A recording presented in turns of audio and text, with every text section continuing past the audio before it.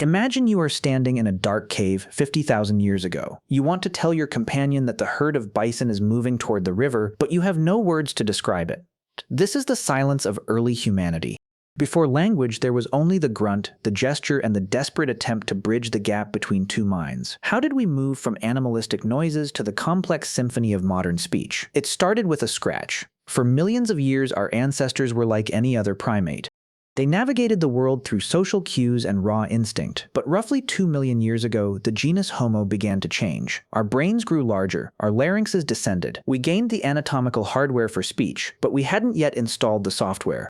The jump from brain signaling to symbolic language is the greatest leap in human history. It didn't happen in a single generation. It was a slow, agonizing crawl of invention. The first step wasn't speech, it was the mark. Archaeologists have discovered geometric engravings on shells and stones dating back to the Middle Paleolithic era. Consider the Blombos Cave in South Africa. Around 75,000 years ago, early humans etched cross-hatched patterns into ochre. To a modern observer, these are just lines. But to those humans, these scratches were the first external hard drive. A scratch on a rock is a way to freeze time. It is a way to say, I was here and I saw something worth remembering. When you make a mark, you externalize your thought. You take an abstract idea, a deer, a moon, a warning, and you pin it to the physical world. This is the seed of language. Language is, at its core, the use of arbitrary symbols to represent reality. When you say the word tree, you aren't pointing to a tree.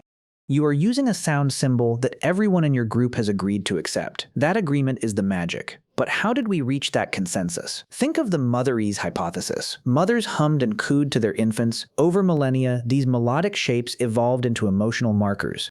A low growl meant danger. A high-pitched trill meant comfort. We started by mapping sounds to feelings. Then, we mapped those sounds to specific objects. This was the birth of the lexicon. But a list of words isn't a language.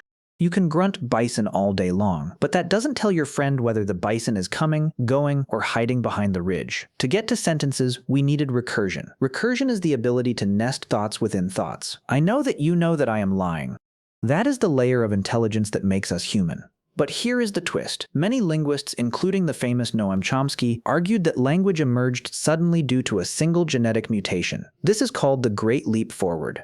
About 50,000 to 70,000 years ago, our ancestors suddenly gained the ability to combine finite sounds into infinite meanings. Others disagree. They point to the gradualist view. They argue that language grew like a coral reef, layer by layer. We started with proto-language, simple telegraphic speech like Big Bison Run. Over time, we added grammar. We added tense. We added the ability to talk about things that weren't even in the room. This is the defining trait of human language, displacement.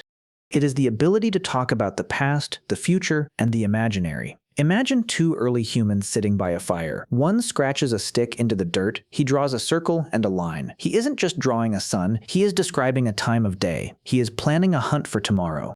He has successfully escaped the present moment. Once we had that tool, the world transformed. We could share secrets, we could coordinate massive hunts, we could warn our children about the predator that killed their uncle 3 moons ago. We could create myths, we could create laws. The transition from scratches to stories is what allowed humans to dominate the planet. We are the only species that lives in a dual reality, the world of physical objects and the world of symbolic meaning. We don't just see the grass, we see the resource. We don't just see the fire, we see the protection. This invention changed our biology. Our social circles expanded. The average hunter-gatherer group was limited to about 150 individuals, known as Dunbar's number. This is the limit of how many stable social relationships a human brain can maintain. But with language, we cull.